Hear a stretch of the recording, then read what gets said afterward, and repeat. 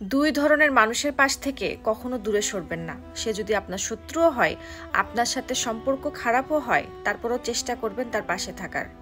কারণ ওই সময় ওই ব্যক্তি যে দোয়াটা আপনার জন্য করবে, ইনশাআল্লাহ আল্লাহর দরবারে সরাসরি কবুল হবে।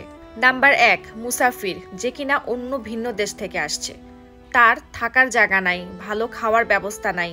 আপনি তার জন্য একটা থাকার ব্যবস্থা করে দিলেন, খাওয়ার ব্যবস্থা করে দিলেন, তার প্রয়োজনীয় জিনিসগুলোর দিকে একটু খেয়াল করলেন। আপনার সামর্থ্য থাকলে সাধ্যের ভিতরে তাকে কিছু হাদিয়া দিলেন, দেখবেন আপনি যে শান্তিটা খুঁজে পাবেন, সেই শান্তি আর কোথাও পাবেন না। এবং ওই ব্যক্তি আপনার জন্য যে দোয়াটা করবে, ইনশাআল্লাহ আল্লাহ খুশি হয়ে সারা জীবন বৃষ্টির মতন আপনাকে বরকত দিতেই থাকবে।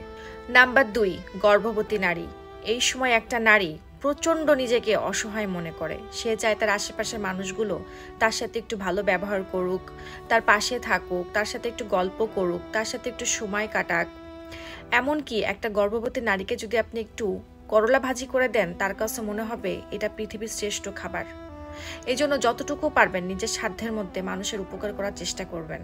হ্যাঁ, আপনি বলতে পারেন আমি ভালো ব্যবহার করলে আমি দাম পাই না, আমি সেবা করলে দাম পাই না, আমি ভালো করলে সবসময় আমার সাথে উল্টাটাই ঘটে। কিন্তু আমি অনুরোধ রাখবো, বিনিময়টা সেই বান্দার কাছে চেয়েন না, বান্দার রবের কাছে চান। বান্দা আর কতটুকু দিতে পারবে, কিন্তু রব যখন দেওয়া শুরু করবে, আপনি রাখার জায়গা পাবেন না।